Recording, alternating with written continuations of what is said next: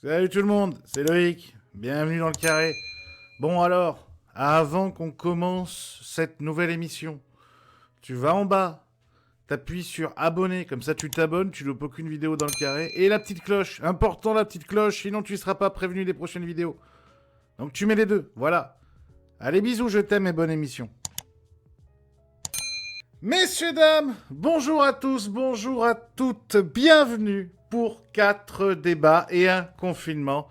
Notre nouvelle émission un petit peu particulière. Le moment est particulier, on est tous enfermés. Alors on s'est dit que pour vous occuper, Netflix et YouPorn, ça ne suffirait pas. Alors on s'est réunis et on a décidé qu'on allait parler de poker, même quand il n'y en a pas. Vous le savez, j'aime avoir un casting 5 étoiles avec moi. Et ma première étoile, ma plus belle, ça reste Florence Mazet, journaliste. Bonjour Florence. Salut à tous. Ma seconde étoile, une nouvelle étoile, vous ne l'avez encore jamais vue dans mes émissions, à part sur Pok Rock en live. Monsieur Batmax, bonjour Batmax. Salut Loïc, salut tout le monde. Créateur de Spin for Win, on aura le temps d'en reparler. Ma troisième étoile, c'est ma voix douce, c'est celui qui dirige la moitié des streams français, de toute façon, de poker. Monsieur Bacchus, ça va mon Bacchus? Salut Loïc, salut à tous. Et enfin, je peux faire des émissions, c'est vrai, mais je ne peux pas faire d'émissions de qualité sans lui. C'est mon ami, c'est mon bras droit, c'est ma permanente. C'est monsieur Alexis Levsker. Salut à tous. Les amis, je suis très heureux de vous recevoir pour cette émission. Alors je le précise avant, nous sommes tous là pour vous qui nous regardez là en ce moment. Il n'y a pas d'argent, il n'y a pas de sponsor, il n'y a rien, on a pris du temps. Attends, excuse-moi, t'as dit quoi? Ouais, il n'y a pas d'argent, j'ai dit, ouais, c'est ça. Tu peux partir si tu veux. Ouais, c'est pas ce qu'on avait dit. Non, mais alors attendez, c'est bien qu'il en parle, parce que regardez, vous ne le verrez pas, mais lui le verra.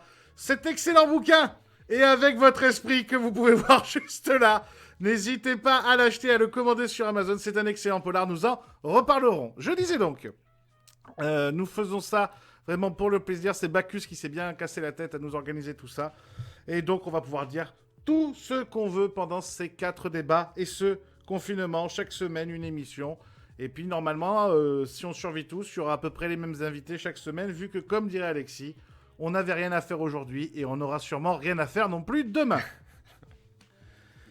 L'émission démarre, les amis, et le sujet numéro 1, le sujet qui va nous intéresser aujourd'hui en premier, c'est l'annulation de l'ensemble des tournois français, évidemment, avec le virus. Alors, d'après vous, chacun à votre tour, qui a le plus à perdre dans cette annulation de l'ensemble des tournois français? Est-ce que c'est les organisateurs, les casinos, les journalistes, les croupiers ou les joueurs? Avant qu'on en débatte, Bad Max, entre ces 5-là, c'est qui, d'après toi, qui a le plus à perdre? Ah ouais, c'est une belle question, en tout cas une question piégeuse, parce que c'est une problématique qui est globale. Putain, le mec, et il a qui pas nous a commencé, c'est obligés- déjà la Suisse, quoi. Non, je vais faire un choix. Mais quand même, je précise qu'on est obligé de faire un choix alors qu'on a envie de mettre les 5 dedans. Hein. Franchement, c'est pas évident, c'est tellement global, c'est difficile de séparer tous ces intervenants. Mais bon, puisque je vais jouer le jeu, je vais répondre à ta question, Loïc, et on verra si les autres sont d'accord. Bon, je vais commencer par ceux pour moi qui ont le moins à perdre, on va dire, c'est tout simplement les joueurs. Je pense, alors je suis pas spécialement joueur de live, je pense pouvoir représenter, on va dire, au mieux les intérêts des joueurs. Et dans l'ensemble, bon, évidemment, ça prive d'opportunités, de loisirs, ça prive d'opportunités de plaisir, voire potentiellement pour les professionnels de potentiels profits. Mais dans l'ensemble, bon, bah, les joueurs, ils voient cette possibilité repoussée et ils s'en remettront. Ensuite, évidemment, pour tous les acteurs du marché qui sont créateurs d'événements ou qui permettent aux événements d'exister, c'est autrement plus différent et compliqué. Je vais séparer aussi les casinos, parce que les casinos, c'est plus une question de manque à gagner. C'est évidemment, ils ont beaucoup à perdre en volume d'euros, a priori, mais je pense que en termes de, comment dire, c'est pas eux qui vont être les plus en danger. C'est un manque à gagner, c'est pas vraiment une perte pour eux, c'est pas dangereux. Pour les organisateurs, évidemment, c'est triste. Pour les organisateurs, parce qu'on sait qu'ils passent énormément de temps pour nous permettre évidemment d'avoir les plus beaux événements possibles de poker. On sait aussi qu'il y aura un manque à gagner pour eux, donc pour eux c'est pas évident. Mais moi j'aimerais surtout me concentrer sur ce que je vais appeler, pas vulgairement du tout, mais les précaires du poker, entre guillemets, donc ceux qui potentiellement ont plus à perdre parce que la situation est plus compliquée, parce qu'ils sont moins dans le confort et probablement comme tout simplement les précaires, voilà, je le disais, donc on va plus penser aux journalistes pour moi et aux croupiers. Et encore les journalistes, dans une période comme ça, j'imagine qu'on peut tricoter, on peut se raccrocher aux branches, on peut peut-être travailler, faire des choses. C'est vrai qu'on a une pensée particulière pour les croupiers en ce moment, qui eux, pour le coup, sont totalement dans l'impossibilité de travailler, qui sont déjà de base peut-être dans une situation qui n'est pas forcément extraordinairement confortable. Donc, si je devais vraiment trancher, parmi ces 5 acteurs, je dirais que pour moi, ce sont les croupiers potentiellement qui ont le plus à perdre, en espérant évidemment que ça dure le moins longtemps possible. Je suis content de t'avoir demandé de faire court, ça me rassure. Florence. Bon, je suis assez d'accord sur pas mal de points avec Batmax. Je pense qu'effectivement, ceux qui ont le moins à perdre, et je vais même dire ceux qui ont à gagner, moi je pense que les joueurs ont à gagner sur ça. Pourquoi ? Parce qu'effectivement, bon, ils n'ont pas grand-chose à perdre dans le sens où s'ils peuvent pas jouer en live, les pros vont jouer online et les récréatifs vont juste voir leur loisir reporter un petit peu plus tard dans le temps. Et je pense, donc voilà, sur ça, ils n'ont pas grand-chose à perdre. Et je pense aussi qu'ils peuvent avoir à gagner doublement, c'est-à-dire que je pense que les pros peuvent avoir à gagner de l'engouement sur le online actuel, c'est-à-dire que le fait de se reporter sur les gros fields sur le online puisqu'on ne peut pas jouer en live, donc il y a beaucoup de joueurs récréatifs qui vont jouer online, évidemment des plus gros fields, des plus gros price pools, ce qui va avantager les pros puisqu'ils vont voir arriver tous ces fiches sur le marché, donc ça peut les avantager. Et même pour les récréatifs, il va y avoir ce qui se passe actuellement, il y a une offre qui est en train de se mettre en place dans ces temps de crise pour tout le monde. Donc du coup, ça propose de nous plein de tournois et c'est une bonne chose. Et en plus de ça, sur la partie live, je pense que les joueurs vont à gagner puisque je pense qu'après cette crise, les mesures d'hygiène dans les casinos et dans les tournois live vont être renforcées. Et ça, je pense que c'est un plus pour tout le monde et notamment pour les joueurs. Donc du coup, voilà, je pense que pour les joueurs, ça peut même être un bien au final. Oh oui. Et La bise à Erwan. Oui, salut. Il est là, il entend derrière. Et je pense que Les gens vont pas se laver les mains après aller pisser, putain. les gens vont se laver les mains, il dit, il est content, il est heureux. Et je pense que c'est pas non plus un problème pour les casinotiers. Parce que leurs casinos vont, pour l'instant, voilà, ça va, c'est fermé, mais ça va rouvrir. Et le poker était déjà pas du tout une priorité pour eux. Faut penser aussi à ça. Ils vivent grâce aux machines à sous, grâce à plein d'autres choses, mais le poker était pas une priorité pour eux, donc ça va pas changer grand chose, évidemment, si ça dure pas trop dans le temps pour eux. Donc je suis d'accord avec ça avec Batmax. Attends, je te coupe parce qu'Alexis, je le vois froncer les sourcils là déjà. Bah oui, parce qu'il n'y a plus de poker, mais il n'y a plus de machine à sous non plus. Donc, Oui, pour l'instant, mais là on parlait des tournois qui sont arrêtés. Le poker était déjà pas une priorité pour eux, donc eux ce qui leur importe c'est que leur casino puisse s'ouvrir pour jouer aux machines à sous, mais pas les tournois de poker quoi. Du coup moi je pense que par contre, au contraire, donc les casinotiers certes, mais au contraire des clubs, et là Alexis tu pourras en parler, les clubs à Paris notamment qui ont ouvert il y a très peu de temps, voire qui n'ont même pas encore ouvert pour certains, leur ouverture est reportée. Là, ça va être un plus gros problème pour eux parce que c'est le début, donc c'est là où aussi on essaye de mettre des choses en place. Il y a eu un gros investissement et tout, donc je te laisserai en parler, Alexis. Eux, ça va être beaucoup plus problématique évidemment, puisqu'à peine après avoir ouvert, ils se retrouvent déjà fermés. Donc là, ça va être plus compliqué avec évidemment des frais engagés, des salariés, tout ça, énormément de choses. Mais évidemment, ceux qui ont le plus à perdre, c'est les indépendants. Donc je fais un petit... J'arrive à mettre 2 groupes de personnes. Non, vous me baiserez pas. J'ai dit ou les croupiers ou les journalistes. J'ai pas dit les indépendants ou les pas indépendants. Oui, mais ça marche pas, Loïc, parce que parmi les croupiers, il y a des croupiers qui sont salariés, qui ont des fiches de paye et qui vont toucher quelque chose, qui vont avoir droit à un chômage. Ah, donc c'est les journalistes les plus touchés, c'est ce que tu veux nous dire? Ben non, les croupiers indépendants, ceux qui sont freelance, comme les journalistes, parce que les journalistes, il y a aussi certains qui sont salariés, que dans les grosses rooms, quoi. Ceux de Winamax notamment, qui sont employés. Donc pour moi, c'est des indépendants, car pas de tournoi égale pas de revenus. Ceux qui sont en auto-entreprise, pour l'instant, on ne sait pas du tout les aides qu'il va y avoir de la part de l'État. A priori, il y en a peut-être, donc voilà, à voir. Mais pour l'instant, on ne sait pas. Et ce sont souvent, comme disait Batmax, je suis tout à fait d'accord avec lui, des métiers, surtout pour les croupiers indépendants, avec une plus grande précarité, parce que Ça travaille beaucoup plus à flux tendu, pas forcément beaucoup de trésorerie de côté. C'est pas des métiers où tu gagnes beaucoup d'argent. Voilà, les tarifs soit ils sont payés à l'heure, soit à la journée. Donc ça va être vraiment eux les plus touchés. Donc tu vois, je ne parle même pas de mon cas personnel, mais les indépendants, en tout cas, c'est ceux qui vont être les plus touchés. Alexis. Ta question, c'est qui a le plus à perdre. Donc, si on parle de volume d'argent, ce sont les casinos qui ont le plus à perdre. Et de loin, de très très loin, ils vont perdre des dizaines de millions d'euros. On parle de sommes vraiment considérables. Pour autant, je rejoins complètement Batmax. C'est pas ceux que je plains le plus pour une raison bien simple. C'est que ce sont des organismes, enfin des sociétés qui sont tellement importantes, qui pèsent tellement lourd, qui sont tellement liées à leur banque que ils trouveront un moyen de se refinancer, ils trouveront un moyen de se maintenir. Et une France sans casino, ça n'existera pas. Donc je suis pas trop inquiet. Comme toujours, et je ne veux pas faire de social out service, mais comme toujours, ce sont les plus faibles qui seront les plus vulnérables. Et là, on parle de montants d'argent beaucoup plus faibles, mais qui, à l'échelle individuelle, comptent considérablement. Et ce sont tous ceux qui sont précaires, les petites mains du poker. On se rejoint tous complètement là-dessus. Mais je pense aux croupiers indépendants, croupiers événementiels, notamment les croupiers d'appôt, etc. Pour eux, c'est très, très difficile. Il faut imaginer qu'ils ont un métier qu'ils sont incapables d'appliquer. Aujourd'hui, il n'y a plus rien, il n'y a plus d'économie du tout. Donc qu'est-ce qu'ils font? Ils avaient un carnet de commandes, si je puis dire, qui était plein, un calendrier qui était plein, et qui d'un seul coup est complètement vide, avec une énorme incertitude, c'est quand on reprend. Et il n'y a pas d'issue, parce que là, on ne sait pas combien de temps va être prolongé le confinement, peut-être un mois et demi, peut-être plus. Et puis après, on arrive sur l'été, qui est quand même pas la période la plus propice pour lancer des gros tournois de poker, donc ça les amène à septembre. C'est un horizon qui est assez lointain quand on a des charges à payer, un loyer, etc., et qu'on est tributaire de revenus qui sont irréguliers, qu'on n'est pas salarié. Pour les salariés, c'est vrai que c'est différent. Le gouvernement a mis en place un plan de préservation. Je peux en parler avec le Club Montmartre, mais c'est le cas de pratiquement tous les établissements de France, je pense. On a une certaine sécurité, il y a une baisse de pouvoir d'achat qui est relative.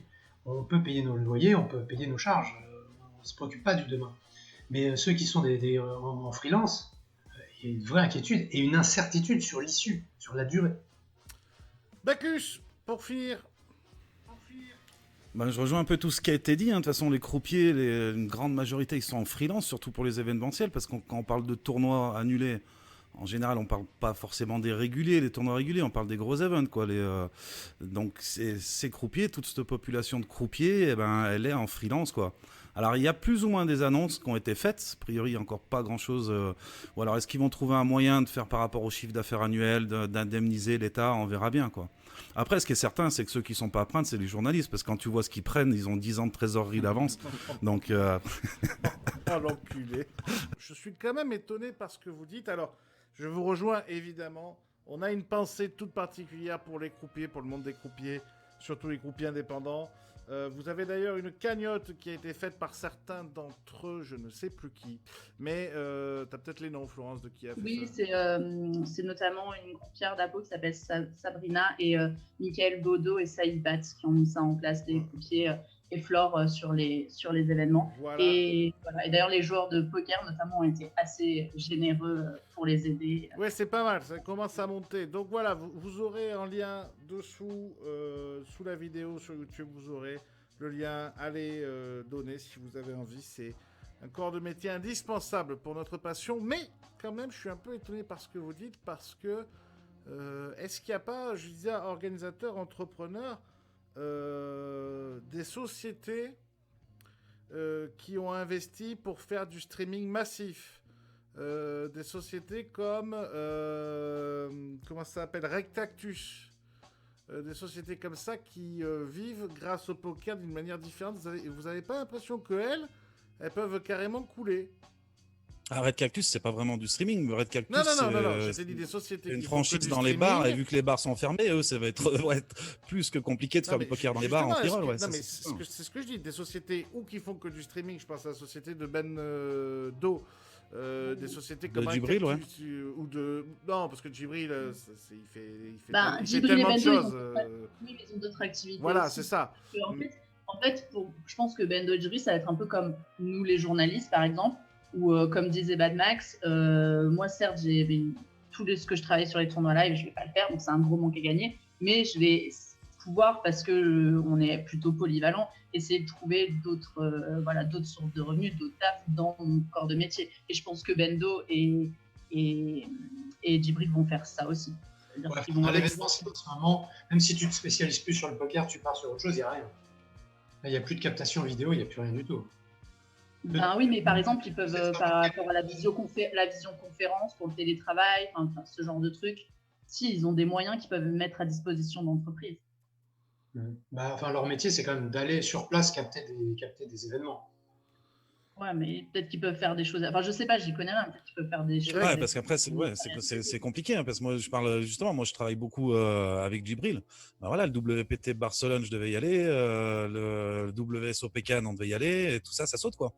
Ouais, bien sûr. Donc, Bah, c'est la des même chose. contrats en freelance en moins.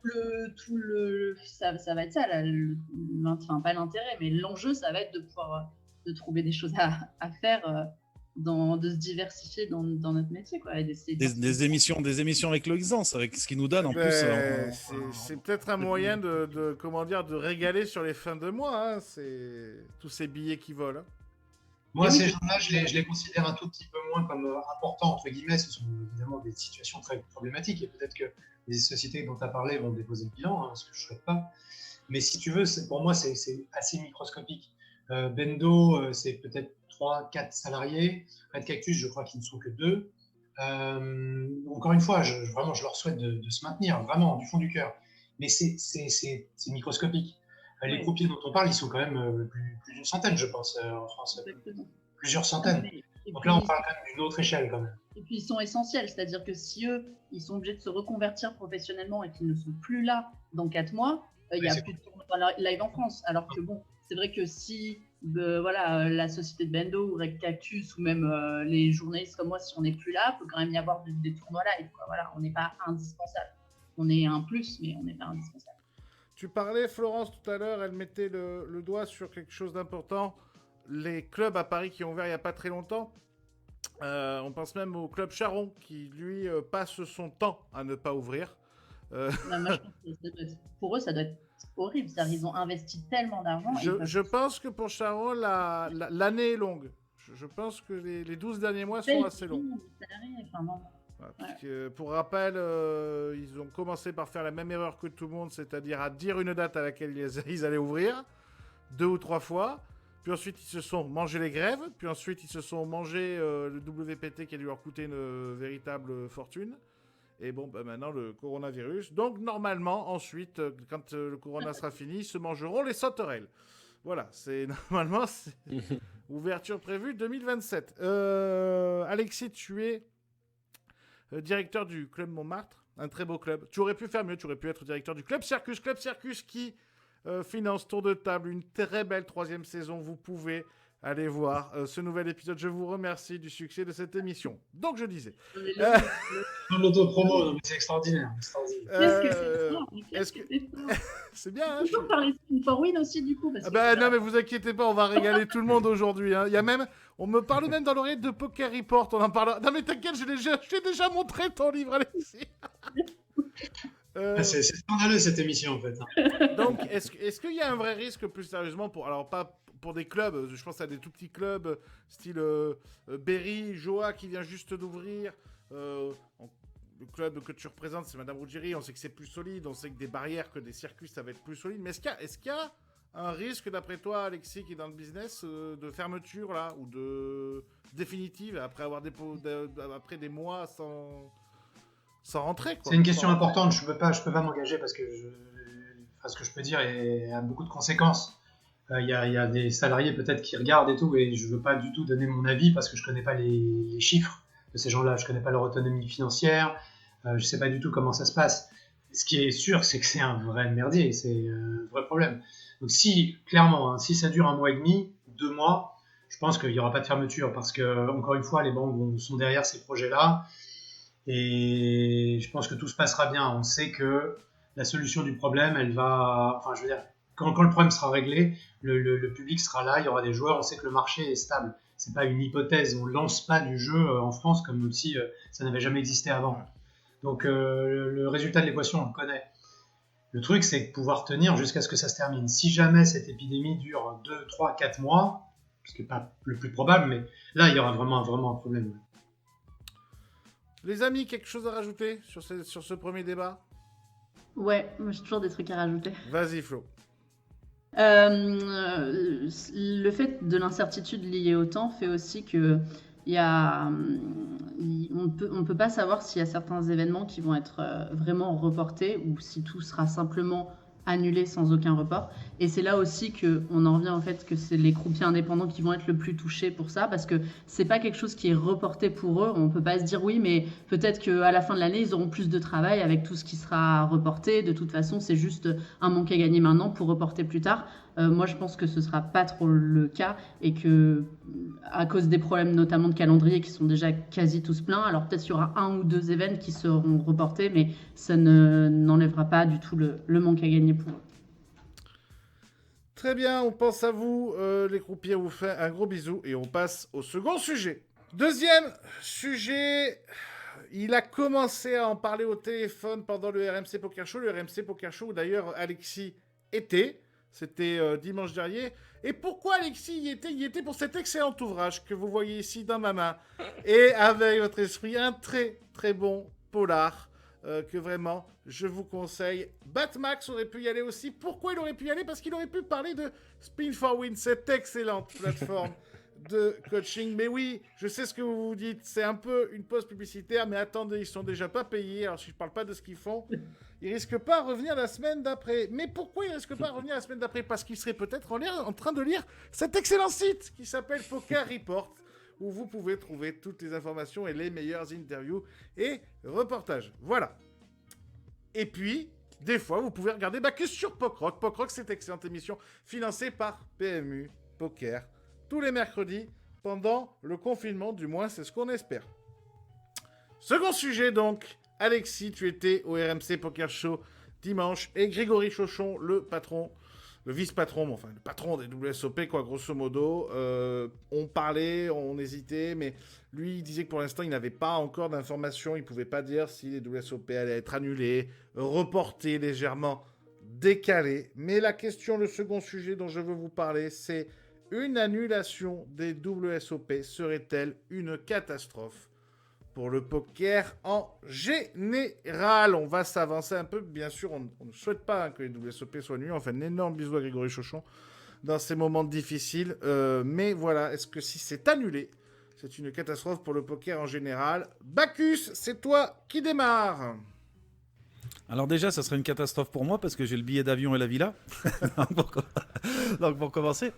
Mais en général, c'est sûr que ça sera un coup porté pour toute la promotion du poker en général, parce que c'est quand même une des vitrines mondiales au niveau annuel. Voilà, on en entend parler de partout, en France, mais bien au-delà. Mais après, voilà, avec des gens qui viennent de toute la planète, avec Monsieur Trump qui a dit que le virus c'était jusqu'à juillet-août aux États-Unis. Pour le moment, moi, j'étais optimiste jusqu'à maintenant, et je commence à l'être moins, quoi. Donc à voir, mais ouais, ça serait catastrophique pour pas mal de monde qui allie le petit séjour aux États-Unis qui va bien, avec le grind pour tous les meilleurs, et puis c'est une comment dire, une institution quoi, qui serait, mais à mon avis, ça serait plus reporté. Je les vois mal annuler carrément une saison complète quoi. Si en plus ils ont commencé à en parler, tu vois, si les mettre en septembre, je sais pas. Après, il y a des histoires de dates, mais c'est quand WSOP dit on fait telle date, c'est les autres qui s'organisent autour. Hein. C'est pas eux, ils vont être prioritaires. Quoi. Alexis, je te vois faire les gros yeux. Non, pas du tout. Moi, j'ai une position qui va surprendre, mais je pense que ça ne changera rien du tout. Entendons-nous bien, je souhaite de tout cœur que les World Series aient lieu, même si j'y crois pas un seul instant. Mais je pense pas qu'il y ait un seul joueur sur Terre qui se dise il n'y a pas eu de World Series cette année, donc j'arrête le poker définitivement. Je ne dis pas que les World Series n'ont pas un rôle pour dynamiser le poker, médiatiser le poker et tout, pas du tout. Mais c'est pas une année de moins qui va changer grand-chose. Là, on est en train de vivre un véritable séisme économique qui ne touche pas que le poker, qui touche toute l'économie et l'économie mondiale. Donc dans un contexte de tremblement de terre terrible, un tournoi qui s'annule, même si c'est le plus gros, même si c'est le plus prestigieux, c'est pas très grave. L'industrie, elle est là, les joueurs sont là, la base, elle est là, et dès que tout ça va reprendre, ben, ça va se remettre en branle petit à petit. Je suis d'accord avec Florence, ça va peut-être mettre un petit peu de temps, et il va y avoir un peu d'euphorie, mais en même temps beaucoup de prudence et de méfiance, et puis un peu moins de pouvoir d'achat. Donc ça va se remettre en route, mais ça va finir par se remettre en route. World Series ou pas. Batmax. Ouais, alors bon, je veux pas faire le rabat-joie. Moi, j'ai un prise de lecture qui va peut-être un petit peu être éloigné du poker. La question, c'est annulation des WSOP serait-elle catastrophique pour le poker? Déjà, le mot catastrophique, il me gêne parce que la situation là en elle-même est catastrophique sur le plan sanitaire. Elle est catastrophique a priori aujourd'hui et surtout demain sur le plan macroéconomique à l'échelle du monde entier. Donc, oui, pour notre milieu, bien sûr, c'est normal qu'on se pose la question, ça serait potentiellement un problème, mais le mot catastrophe déjà me dérange un petit peu, donc rien que pour ça, voilà, je voulais juste préciser ça. Il y a aussi le fait que, bah pour moi, en l'espèce là, vu la situation, ce serait plutôt une catastrophe de les maintenir en fait. Je veux dire, c'est bête, mais le nombre de cas augmente exponentiellement, notamment aux États-Unis. Fin mai va arriver très vite, de toute façon. Enfin, je veux dire, c'est pas pour moi, en tout cas, je suis pas visionnaire. On enregistre aujourd'hui là, le 21 mars. Enfin, je veux dire, c'est pour moi assez improbable qu'ils aient lieu. Et de toute façon, pour moi, ça serait pas très bon de les maintenir. Il y aurait beaucoup de risques, ça ferait jaser. Honnêtement, je pense qu'il faut simplement les repousser, tout au moins, si ce n'est, sinon les annuler. Mon prise de lecture aussi, c'est de me dire que les WSOP, c'est prestigieux, c'est symbolique.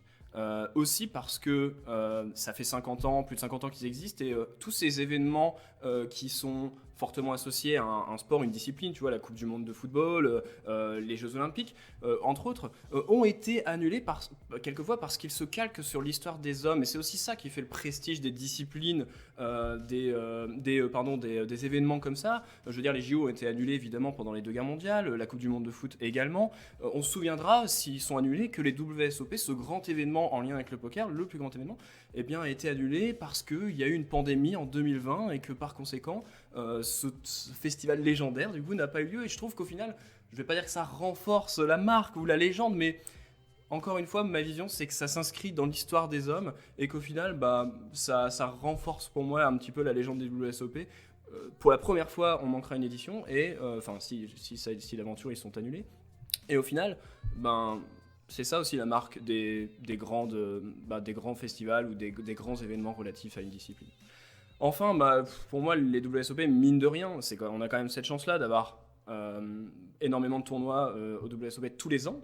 Donc le fait que le calendrier soit resserré, c'est pas comme si on avait ça une fois tous les 6 ans et que c'était annulé cette année. Ça serait un énorme trou. Mais là, on a un festival tous les ans. Bon, je pense que 2021, finalement, s'il n'y a pas les WSOP 2020, les WSOP reviendront plus forts en 2021. Il y aura peut-être un engouement encore plus grand, en espérant bien sûr qu'il n'y ait pas trop de conséquences, encore une fois, sur le plan macroéconomique qui empêcherait cela. Mais je pense qu'il y aura un attrait tout particulier pour ce WSOP 2021 du coup. Et au final, voilà, je pense que le poker ne vivra pas cela de manière catastrophique parce que, enfin, je corrobore totalement ce que disait Alexis. C'est-à-dire que oui, il n'y a aucun joueur qui va arrêter le poker parce que les WSOP n'ont pas existé. C'est sûr que ça permet de mettre en vitrine notre jeu favori, mais on voit en plus en ce moment, notamment avec le online, on n'a pas forcément besoin de cette mise en vitrine. Le poker va survivre largement selon moi, et du coup, bon, je pense qu'on peut faire sans les WSOP 2020 dans le pire des scénarios. Alors, avant de passer la parole à Flo, je suis un peu surpris de ce que vous dites là, parce que alors, c'était très beau ce que tu as dit, Batmax. Je suis à 2 doigts. Alexis m'a regardé, m'a fait un petit clin d'œil, on s'est compris. Je pense qu'on est à 2 doigts de virer Looping de Trash Talk et de te prendre à sa place. Mais Il n'aurait même jamais fait. Hein. De quoi? Looping n'aurait jamais fait Trash Talk si ça tenait qu'à moi. Et vu qu'on est à peu près sûr qu'il va voir l'émission, on pense à lui. Mais je vois Roland Garros qu'on essaye de maintenir à tout prix. Je vois les JO qu'on essaye de... Bah si, Roland Garros on essaye de les maintenir à tout prix. Les mecs ils vont aller le mettre fin septembre. Je vois qu'on... Non, mais Wimbledon a de fortes chances d'être annulé pour le coup, parce qu'ils vont avoir beaucoup de mal à le replacer. Enfin, a priori, c'est ce qu'on en dit. C'est du gazon. C'est parce que tu vois ce que je veux te dire. C'est parce que techniquement, tu peux pas aller foutre Wimbledon au mois de novembre, quoi. Sinon, le gazon, c'est de la boue. Bien sûr. Mais et vous, pour vous, c'est pas grave si le symbole du poker mondial, le plus grand festival, même tu vois le festival de Cannes, il parle de le reporter, non pas de l'annuler. Et pour vous, ça n'aurait aucun impact. C'est pas que c'est pas grave, hein, c'est parce que la question était est-ce une catastrophe? Non, pas du tout. Pour moi, c'est pas du tout une catastrophe. C'est juste pour la précision. C'est grave, c'est embêtant, c'est fâcheux, c'est pas une catastrophe. Florence. Ouais, déjà, pour moi, là où je rejoins totalement et Alexis et Bad Max, c'est que si les WSOP sont annulés, ça veut dire, à l'échelle mondiale, que la pandémie dure encore à ce moment-là, ce qui va être sûrement le cas, et en fait, ce serait juste une catastrophe pour le monde, mais pas pour les WSOP, les joueurs de poker, tout ça. Ça voudra juste dire que d'ici l'été, il y aura eu des milliers de morts aux États-Unis et en Europe aussi, etc. Et que la catastrophe durera dans le temps. Et c'est ça qui est catastrophique. C'est pas le fait des WSOP. Je suis d'accord que les WSOP ont une telle aura que de toute façon, que ce soit reporté, annulé, tout ce qu'on veut, les gens viendront au prochain WSOP. Sûrement que ce sera d'ailleurs reporté et pas annulé. Et que, comme l'a dit Bacchus, tout le monde se calera sur les dates, que les gens iront au WSOP. Et puis que en Europe, les gros tournois comme EPT ou je sais pas quoi, ils ne seront pas en même temps que les WSOP. Mais surtout qu'en plus, c'est un peu comme l'euro au final. L'euro qui va être décalé d'un an à un autre. Nous, dans notre milieu à nous, c'est comme une Coupe du Monde, un euro. Il y a tellement une telle réputation sur les WSOP et un engouement chaque année que les gens reviendront vite sur les prochains. Alors peut-être les Européens avec un peu plus de réticence au début, mais les Américains ont beaucoup moins de réticence sur tout ça. On voit d'ailleurs comment ils sont en train de gérer actuellement la crise. Donc même s'il y en a qui sont conscients, la majorité des Américains ont beaucoup moins de conscience par rapport à tout ça. Du coup, ce sera juste l'engouement sera juste reporté à un peu plus tard et au contraire, les gens auront hâte de vite. Ça fait longtemps qu'on n'a pas joué des WSOP, on y va. Après, ça reste ce qu'on a dit par rapport aux autres corps de métier, c'est-à-dire que c'est une mini. Oui, ce sera forcément un problème pour tout l'aspect économique de notre industrie, qui est pendant plus d'un mois et demi, évidemment que ça coûte énormément d'argent de faire des WSOP, que ça embauche énormément de croupiers aux États-Unis, donc des gens précaires, là on en reparle, mais tout ce qu'on a évoqué avant, c'est-à-dire tous ceux qui gravitent autour, le staff et tout ça, c'est eux qui vont être impactés. Et oui, pour eux, un mois et demi de travail en moins, c'est une petite catastrophe à leur échelle. Mais la vraie catastrophe, elle est à l'échelle mondiale, de se dire, si on ne peut pas les faire, ça veut dire que dans 2 mois, la situation aura énormément empiré aux États-Unis. Et comme le dit Batmax, je pense que ce sera effectivement le cas. Je ne vois pas en quoi. Les WSOP, ça commence le 28 mai. On est le 21 mars, c'est dans 2 mois. Les frontières sont fermées aux États-Unis. Pour l'instant, dans 1 mois, on y verra un peu plus clair, mais dans 1 mois, ce sera le pic, le pire de la pandémie. Et les WSOP arriveront que 1 mois après. Las Vegas, tous les casinos sont fermés pendant 30 jours. Comment après, une fois que tout, imaginons même ça réouvre dans 30 jours, ça veut dire qu'il restera que 1 mois, un petit mois pour tout réorganiser, tout remettre en place. Donc vous êtes d'accord tous les 4 pour dire que ça n'aura pas lieu. Au mois de juin, je parle. Ou alors en très court, c'est-à-dire qu'ils peuvent décider il y a tellement d'événements qu'ils peuvent décider de maintenir, par exemple, le main event et de faire des WSOP 2020 au rabais, entre guillemets, en faisant que 15 jours d'épreuve. Le main event, il est fin juin, donc après, voilà, il y a des risques de rechute, de recontamination. Donc, est-ce qu'ils vont rouvrir le poker en premier? C'est loin d'être sûr. Là, au 21 mars, je vois pas comment c'est possible. Mais encore une fois, les situations évoluent. C'est extrêmement peu probable. Ok, les amis, on passe au sujet suivant. 3e sujet, les amis, le boom du poker en ligne. Parce que le boom du poker en ligne, en ce moment, il est très clair. On voit passer Arwan derrière moi. Derrière moi. Derrière Florence. Arwan qui a l'air fatigué. Arwan qui doit grinder méchamment. Et en ce moment, je pense qu'on est tous les 5 d'accord pour dire qu'il n'y a jamais eu autant de monde sur les rooms de poker françaises. Tellement d'ailleurs que hier soir, Winamax et PokerStars ont craqué. Comme quoi, PMU, non. Ouais, ça arrive à tout le monde, messieurs, dames. Oui, mais voilà, ce boom du poker annonce-t-il des lendemains plus compliqués pour le live? La question exacte, c'est le boom du poker en ligne est-il préjudiciable pour le poker en live quand il sera de retour? On va commencer par Florence Mazet, parce que je vois, elle a ses petites notes, elle a ses petites fiches, elle a déjà préparé la réponse, elle est prête. Ça, c'est du boulot du journaliste. J'ai que ça à faire, écoute, il faut bien que je m'occupe. Faut bien que Non, mais oui, mais regarde, nous n'avons tous que ça à faire et Alexis découvre les questions en direct. Écoute, je pense que la réponse à cette question est non. Au contraire, je pense que le boom qu'il y a actuellement sur les rooms, enfin le boom, je sais pour l'instant cette semaine, hein, le fait que les gens sont confinés et que l'argent qu'ils avaient notamment sur la partie, les personnes qui faisaient par exemple des paris sportifs, tout ça, non plus, il n'y a plus de sport, ils peuvent plus faire de paris, donc du coup ils utilisent cet argent sur le poker. Ceux qui s'ennuient chez eux et qui connaissent un peu le poker ont lancé des tables. Voilà, tout ça. Je pense que cet engouement actuel va être une très bonne chose parce qu'il va être vecteur de nouvelles passions. Et donc, des gens vont se prendre au jeu et ils vont se dire, tiens, une fois que ça reviendra, qu'est-ce que c'est le poker en réel? Et ils vont venir voir ce qui se passe voilà, dans les casinos, en live. Et en plus, il y a énormément de sats online pour les lives qui tournent toujours, notamment sur PMU avec les sats Texa Poker. Donc, du coup, les gens jouent aussi ça parce que de toute façon, ils jouent tout. Et ils vont se qualifier pour pour des tournois en live après.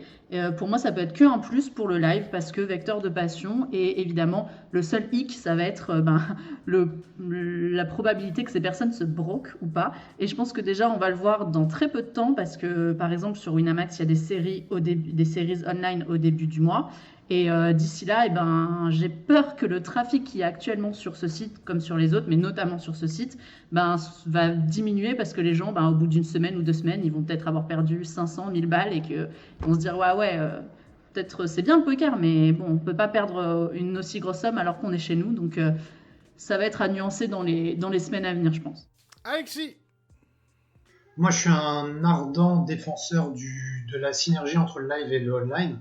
Et je suis absolument convaincu que cet afflux massif sur les rooms, elle va plus tard bénéficier aux casinos, aux établissements durs, parce que c'est quelque chose qu'on a observé, il y a une synergie, il n'y a pas une cassure nette entre le online et le live. Donc pour moi, c'est tout à fait bénéfique. Plus il y a de joueurs qui jouent online, plus il y a de joueurs qui joueront live, et réciproquement. J'entends bien l'argument de Florence, il est tout à fait pertinent. Je suis un petit peu plus optimiste. Je pense qu'il y a le budget des loisirs des gens, là actuellement, il est à zéro. Il n'y a plus de restaurants, il n'y a plus de cinéma, il n'y a plus de sport, il n'y a plus de musée, il n'y a plus de voyage, il n'y a plus rien du tout.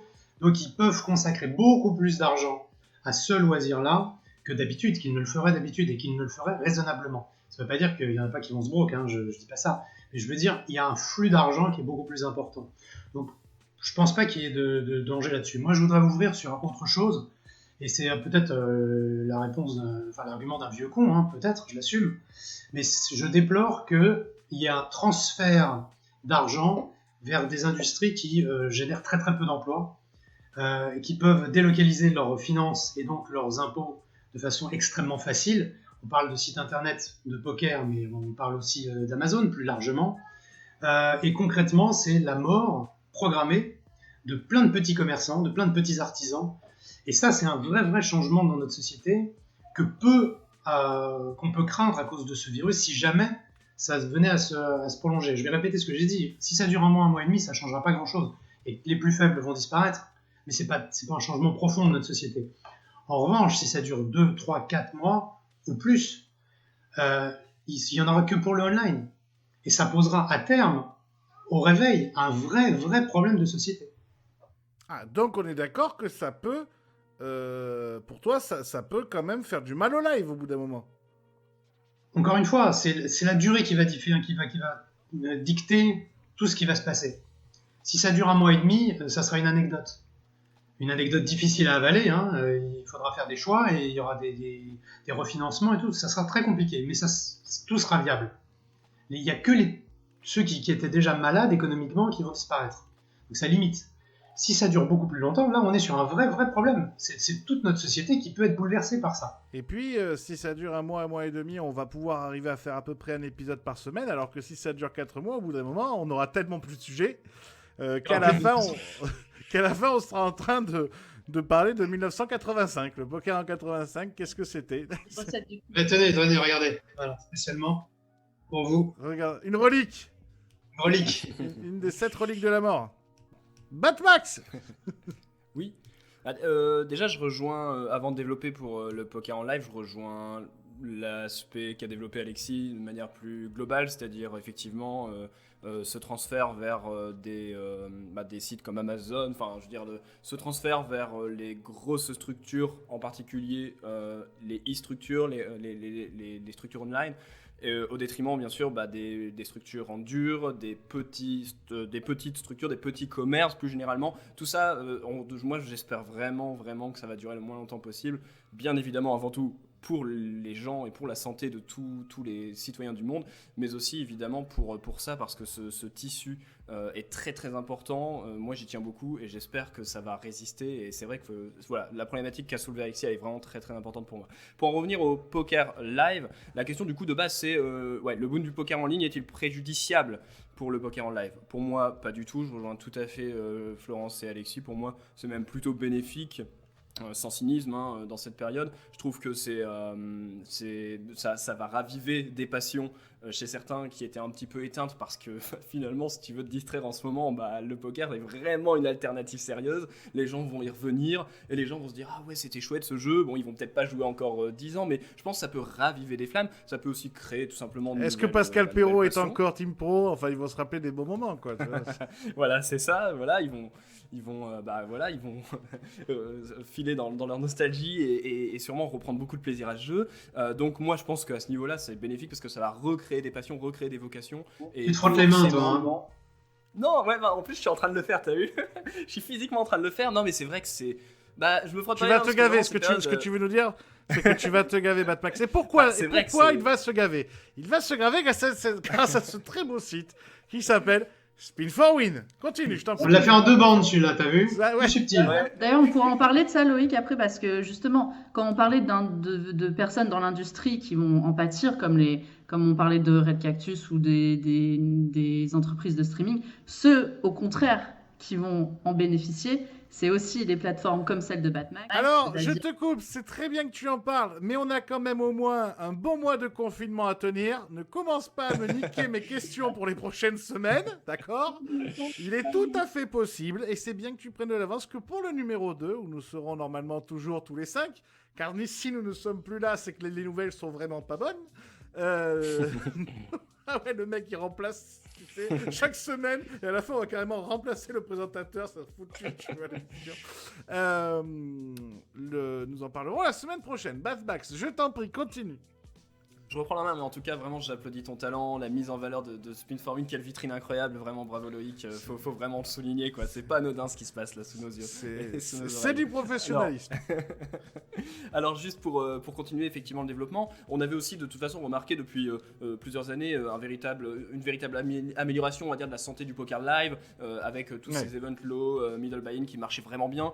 Et là, ici, on a une situation qui est strictement conjoncturelle pour l'instant, qui fait qu'évidemment, on observe une disparition de tous les tournois, mais je veux dire, il n'y a pas de raison d'imaginer que cette conjoncture puisse être durablement problématique pour le poker live. Et encore une fois, je suis d'accord avec Alexis, je pense qu'on peut imaginer une synergie assez forte entre le poker online et le poker live, et du coup je suis plutôt confiant, et je pense que si d'aventure la crise ne dure pas trop longtemps, eh bien je crois que le poker live pourrait tout simplement en sortir grandi. Le seul point finalement, je pense, qui est dangereux au final pour le poker live, ou en tout cas l'un d'entre eux, au-delà de ce que soulignait Florence tout à l'heure, c'est-à-dire peut-être une méfiance au tout début de la fin de l'épidémie, les gens qui vont se dire bon, est-ce que j'y retourne, est-ce que c'est le bon moment, est-ce que tout est bien terminé, est-ce que c'est quand même évidemment assez sur le plan sanitaire, les poker rooms c'est pas extraordinaire. Cependant voilà, ce que j'allais dire c'est plutôt pour l'instant, on n'a quand même pas de visibilité sur la durée de la crise, et si elle dure très longtemps, les conséquences économiques au sens macro et au sens micro risquent d'être très très très lourdes, et ça pourrait potentiellement peut-être diminuer, je sais pas, le budget moyen de loisirs du français ou de l'européen, peu importe, et éventuellement avoir une influence sur la fréquentation des tournois live dans le futur. Espérons que ça ne se produise pas, mais en dehors de ce point-là, je suis quand même dans l'ensemble plutôt confiant, et je pense que le poker online est une chance. Enfin, si en tout cas en ce moment il reprend des couleurs, c'est une chance pour le poker live. Bacchus. Alors bon, tout ce que vous avez dit, je suis d'accord avec vous. Après, on a un avantage en France quand même, c'est qu'on a une série de tournois low buy-in qu'il n'y a pas de partout en Europe. C'est-à-dire que, voilà, même si ceux qui créent des comptes qui jouent des 5 balles, 10 balles, ils peuvent franchir le pas, se dire je vais aller en casino, jouer à un 150 balles organisé par Apo. Après, il y a beaucoup de pays où si tu n'as pas 1000 balles, tu ne fais pas un tournoi de poker en live. Donc après, le pont est moins évident peut-être dans d'autres pays on a cet avantage en France d'avoir tous ces low buy-in et énormément de tournois dans les casinos. Il n'y a pas ailleurs, quoi. Donc, pour nous, ouais, je pense que l'afflux de joueurs et le pont va exister. Pour d'autres, c'est pas évident, quoi. Pour moi, c'est pas si évident que ça parce qu'entre jouer des 3 balles et puis aller poser 1000 balles dans un casino, c'est pas le même gap, quoi. Ouais, ça peut aussi dépendre de l'offre de satellite aussi qui va être mis en place. Par exemple, Party Poker a une très bonne offre de sat live et est en train de la renforcer encore plus pour justement que même les gens avec une petite bankroll puissent faire le pont avec ça et à y jouer tous leurs gros tournois Party Poker un peu partout. Et en plus de ça, ils font même des séries, des tournois qui sont censés être en live. Là, ils ont un partenariat avec WPT, avec l'Irish aussi Poker Open, où ils vont faire les tournois qui étaient prévus en live, ils vont les faire online. Donc, après, il a pas tort. C'est vrai qu'en France, on a Apo qui justement fait des belles structures pour vraiment pas cher. Alors que ailleurs, c'est pas toujours évident et que même si parce que là, ce que tu dis, Flo, c'est qu'il faut quand même arriver à se qualifier. Donc, il faut quand même aller passer par le online pour aller vers le live, quoi. Ouais. Alexis ?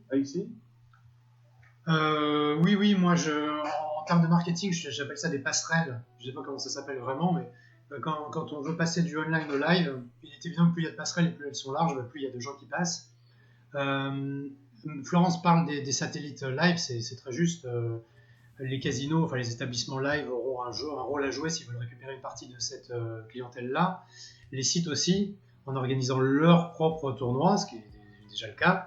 Et s'ils ont une offre de satellite online très attractive, ça va mettre le pied à l'étrier à pas mal de gens. Donc, c'est un jeu de vase communicant. Et encore une fois, on en revient à ce qu'on disait au début. S'il y a plus de joueurs online, il y aura aussi plus de joueurs live.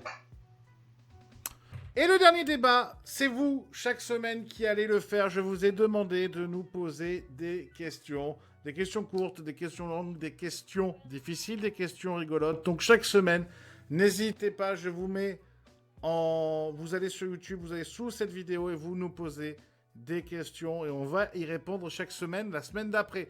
Je sais que c'était pas très clair, ça fait beaucoup de fois le mot semaine, mais ça fait toujours moins de fois le mot semaine que le mot polar, avec votre esprit, que vous voyez si après... il y a de moins en moins de transitions. Et à 5 lettres près. Vraiment un excellent bouquin. De toute façon, vous avez rien à foutre, vous êtes chez vous. Alors, si vous êtes en train de faire un 3-bet light pour 30 ou 40 euros, vous pouvez faire un call mérité à seulement 18,95 € sur toutes les bonnes friperies, dont Amazon, puisque de toute façon, il ne reste plus que Amazon. C'était bien mené, ça, encore. Ah, c'est canon. Alors, les amis, première question, elle est de Lionel. Lionel, il nous dit... Est-ce que c'est pas un petit peu abusé ce qui vient de se passer sur Winamax avec en 2 jours le Team Pro espagnol qui va 2 fois sur le 800 000, le million, pardon, et qui une fois termine 3e, la première fois, mais la seconde fois le gagne. Est-ce que c'est pas un peu du foutage de gueule? Alors qu'est-ce qu'on répond à Lionel? Je te vois. Faut demander à Batmax, le spécialiste Winamax. Alors, Batmax, toi qui as des relations excellentes avec Winamax et les bots, je te laisse. Quel est ton avis? Alors moi j'ai de très bonne relation avec Winamax. Je sais pas si Winamax a de très bonne relation avec moi, mais moi ça va très bien. Non mais quoi qu'il en soit, probabilité infinitésimale fois multipliée, probabilité infinitésimale, ce n'est pas une probabilité nulle, donc c'est tout simplement possible. Je pense qu'il faudrait être complotiste à l'extrême pour imaginer que ça puisse être de l'arnaque, sachant que, ce serait, enfin, je veux dire, c'est tellement gros que je pense que Winamax même, quand ça s'est produit, il devait être limite pas dégoûté, mais enfin, tu vois, il y a toujours des suspicions. Pour eux, c'est presque impossible de prouver que tout ça est parfaitement clean, et ça va forcément amener les suspicions. Limite, le tirage au sort n'a pas été à la faveur de Winamax sur ce coup-là. Non, honnêtement, faut accepter qu'il y ait des autorités de régulation des jeux et qu'à ce niveau-là, tout est très clean. Félicitations au team pro espagnol qui manifestement a beaucoup mieux run que moi jusque-là en expresso. Alors en plus, je pense vraiment que Winamax, il devait pas être content. Je me rappelle de ce que m'avait expliqué à l'époque Manu B. Donc c'était 2013 quand ils avaient mis les premiers expressos. Et qui était tombé sur Expresso, il avait pris 40 000, donc ça devait être 50 000 les Expresso Max, je suppose, à l'époque, quelque chose comme ça. 50 000, d'ailleurs, tout le monde prenait tout. Tout le monde prenait au premier, enfin, il y avait tout au premier, c'est ça. Et, J'en ai aucune idée, je l'ai joué pas, c'est Manu B qui avait gagné, et Winamax, ils étaient pas contents du tout, parce qu'ils s'étaient dit, mais putain, ça va être encore... on va encore nous tomber dessus, quoi. Ouais, pour eux, c'est fâcheux. Et puis aucun intérêt, hein. Ils n'ont pas de pourcentage sur ce que gagne le Team Pro. Hein. Ça, c'est sûr. Alexis, un doute peut-être, toi qui étais chez PokerStar à l'époque. On va parler probabilité. Hein. Un team pro qui, comme par hasard, gagne coup sur coup 2 énormes cagnottes. Vous pouvez croire que c'est une coïncidence. Mais tu ne crois pas. Coïncidence, je ne crois pas. Non, je plaisante évidemment. Oui, c'est une coïncidence. Le mec fait du volume et voilà, il gagne. Je pense qu'en plus, c'est vrai, ça les embarrasse plus de beaucoup de choses. Oui. Mais on ne pourra jamais empêcher de croire ceux qui pensent que les dés sont pipés, qu'il y a des joueurs qui sont avantagés, que si tu es en TF et que tu es chip leader, tu as intérêt à faire tapis à toutes les mains parce que tu vas gagner tous tes coups. J'en ai entendu, vous doutez bien, toutes les théories les plus farfelues. Mon arme à la fin, c'était de dire vous avez raison, c'est truqué. Ils jouaient pas. Jouaient pas sur internet, c'est truqué. Les gens ils me regardaient comme ça, et je leur disais je peux pas vous dire le contraire de ce que vous croyez fermement, intimement, profondément au fond de vous-même. J'ai pas d'argument. Quelqu'un qui est complotiste, il est complotiste jusqu'au bout. Il y aura toujours un contre-argument contre ton argument. Donc, voilà. Je faisais à la fin, parce que j'avais tous mes arguments officiels, évidemment, et je me rendais compte que ça marchait jamais. Et il y a une fois, j'ai tenté un truc contre un gars, et j'ai répété cet exercice plusieurs fois, parce que ça avait bien marché. Il me dit, ouais, mais quand même, online, il se passe des trucs, moi, mes flips, machin, je les passe pas et tout. Je lui dis, c'est quoi ton pseudo? Ah, le mec me file son pseudo sur PokerStars. Je lui dis, ouais, tu dois être en T1. Je vais régler ça, je vais te mettre en T3, T4. Et le mec me regarde, il me dit, ça veut dire quoi? Je dis, c'est le curseur de chance. En T1, tu dois pas passer tes flips, tu passes même les 70-30, il passe pas souvent, je suis sûr. Et le mec me regarde, et il se dit, ça y est, il a lâché le truc. Et je lui dis, mais non, c'est pas vrai. Oh mon Dieu. Ça marche pas comme ça, je peux rien pour toi. Et le mec était presque soulagé que je lui dise que c'est pas truqué, quoi. Et finalement, ce gars, quelques années après, il est devenu Team Pro, parce que c'était Christophe Ducrot, c'est ça? Non, mais c'était le genre. Ouais, Moi, j'aime bien Florence, elle fait la tête outrée, mais elle se marre comme une pie en mode... Et vous avez remarqué que je fais très mal la pie. Question suivante. Question d'Eric. Question que l'on se pose souvent sur le site Winamax PMU ou PokerStar. Comment fonctionne le tirage des cartes? Les gars, est-ce que l'un d'entre vous, c'est ça? C'est un algorithme. Mais en fait, je pense que la question, c'est est-ce que la carte, elle est tirée d'avance ou est-ce qu'elle est tirée au... Non, la carte n'est pas tirée d'avance. Donc déjà, par rapport à ça, en se disant qu'on couche une main et qu'on dit « Ah putain, j'aurais fait flush, ah putain, j'aurais fait quinte », ben non, parce qu'en fait, l'algorithme... alors, je crois que sur PokerStar, j'avais lu que c'était des histoires au laser, au millième de seconde, en fait. Donc, ta décision est changée. Enfin, voilà, tant que tu cliques ou que tu cliques pas sur call ou sur fold, la carte qui va sortir sera pas la même. En fait, ils empêchent que les cartes soient pré-tirées pour justement des histoires de sécurité et que des hackers puissent pas avoir la carte qui va, au pire des cas, qui va sortir, quoi. Donc la carte est définie au moment du clic, au millième de seconde, au moment du clic. Alexis, donc jamais Alexis, il n'a pas l'air d'accord là. J'aurais fait flush, j'aurais fait quinte. Le paquet, l'ordre du paquet est défini au moment du coup. Mais tu as un paquet de cartes comme dans un jeu de cartes normal. Oui, mais quand tu as le flop, en fait, la turn n'est pas prédéfinie. Si, je crois que si. Moi, je crois que non. C'est le paquet de cartes qui est défini aléatoirement. Sur PokerStar, je crois que c'est ça. Mais c'est marqué, à l'époque où je sais que le site a changé, l'architecture du site a changé, j'ai du mal. Mais vous pouvez aller voir, hein, tout est indiqué. Sur PokerStar, tout est indiqué. La seule chose que je peux dire pour PokerStar, c'est que il y a une entreprise spécialisée dans pas le piratage, mais l'audit des sites informatiques qui a essayé de prédire les cartes qui allaient sortir. Et ils ont tiré je ne sais combien de milliards de mains. C'est-à-dire que plus que ce qu'on peut jouer en une vie, même en multitableau. Hein. Et ils n'ont jamais réussi à prédire les cartes qui allaient sortir.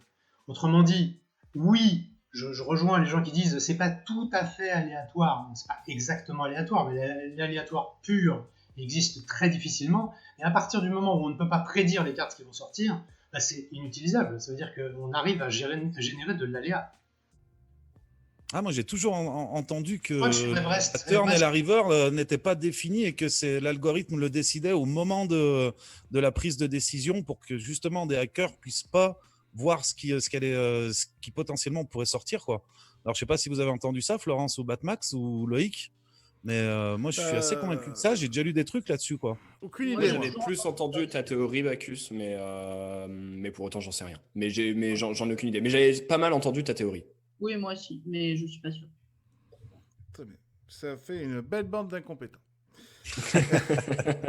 Non, il y a qu'Alexis qui est pas d'accord. Il y en avait un qui avait travaillé sur un site de poker. Troisième question de Nicolas. Quand le confinement sera fini, avec le retard pris sur les tournois majeurs, ne risque-t-on pas d'avoir un énorme embouteillage? Non, Florence, non. Non. Pourquoi? sûr que non. Parce que comme j'ai déjà dit, le calendrier jusqu'à la fin 2020 est déjà rempli et que donc il n'y a pas de place à part peut-être pour 1 ou 2 grands tournois qui vont être reportés. Pour tous les autres, ils ne pourront pas être reportés parce que pour avoir des... Déjà, il faut réserver évidemment des endroits pour faire un tournoi live. Donc que ce soit, je sais pas moi, la grande salle à la Grande Motte, ce genre de choses, d'endroits quoi. Donc à part pour les clubs à Paris, mais encore une fois, là récemment, il ne devait pas y avoir de gros tournois à Paris parce que le WPT a eu lieu, donc voilà. Oui, c'est vrai que les... si. Si, Charon. Non, Charon. mais ça a lieu, le WPT. Non, mais il devait avoir les WSOPC, il devait avoir le FPF. Non, c'est fin mai. Attends, ça, on ne sait pas encore si c'est reporté. Ouais, fin mai. Si on pense que les WSOP vont pas avoir lieu... Oui, mais je veux dire, à part peut-être pour 1 ou 2 gros tournois comme, allez, disons, WSOP Cannes, WSOP Circuit de Cannes, WSOP Circuit de Paris, où eux, on peut s'attendre à ce que ce soit reporté. Et encore Cannes, moi, je suis pas du tout sûre. Mais pour le reste, non. Enfin, pour tous les, je sais pas, les DSO, les FPO qui sautent, tout ça, il n'y aura pas embouteillage parce qu'il n'y aura pas la place. Tous les calendriers sont déjà occupés. Il y a des tournois en France, il y en a quasiment tous les week-ends. En Europe, la même chose. Donc, ils n'ont pas des calendriers, ils n'ont pas de la place illimitée, ils n'ont pas des calendriers illimités. Donc, il n'y aura pas tant de ça que de tournois qui sera reporté. Il y a le PT Sochi qui devait avoir lieu fin mars qui a été reporté. Et peut-être... Enfin, Monaco, on n'en sait rien du tout. À mon avis, Monaco ne sera pas du tout reporté parce que Monaco, faut avoir les salles. C'est exactement la même chose en fait. C'est que c'est des endroits en fait où il y a déjà beaucoup d'événements dans l'année de prévus et que ça demande une grosse organisation de tout rechanger et d'avoir les endroits dispo, le personnel dispo, enfin tout de dispo. Donc je ne pense pas du tout qu'il y aura embouteillage, pas du tout. Et pour finir, la dernière question du jour, la plus légère. Le 5bet live, chauve, mythe ou réalité? Batmax. Il faut quelques précisions. Il faut quelques précisions. Qu'est-ce que ça veut dire cette histoire? Non, je pense que c'était une connerie. 5bet live chauve. Je pense que c'était une connerie. Déjà parce qu'on n'a pas le temps de 5bet live chauve pour info. C'est ça. De toute façon, toi, t'es en chauve aux 3 bêtes, toi, déjà, en permanence. Donc, et Bacchus, il vous dit ça. Pourquoi il vous dit ça? Parce qu'il est avec moi sur cette excellente émission qui s'appelle Talk Rock, sponsorisée par PMU.fr. PMU.fr qu'on peut retrouver toute l'année grâce au FPO. FPO pour lequel travaille Florence Mazet, messieurs, dames. On est excellent. On est vraiment sur un truc excellent. Les amis, je vous remercie. Ça fait plus d'1 heure qu'on est sur cette émission. Je vous remercie d'avoir accepté l'invitation, d'avoir participé à ces 4 premiers débats pendant ce beau confinement. On se retrouve la semaine prochaine. On se retrouve mardi prochain pour une nouvelle émission. On espère qu'on sera tous là. Sinon, ce serait une mauvaise nouvelle. On croise les doigts, comme le fait Flo. Et on espère tous. Je vous remercie. On retrouve Batmax avec Spin for Win. Bacchus, vous le retrouvez sur tous les streams. Florence Mazet, vous pouvez aller voir Poker Report, son très très bon site internet. Et enfin, parce qu'on n'en a pas assez parlé dans cette émission, n'hésitez pas à acheter cet excellent bouquin. Cet excellent polar. Et avec votre esprit, 18,95€, c'est vraiment pas cher. Alexis, un mot peut-être pour finir. Merci.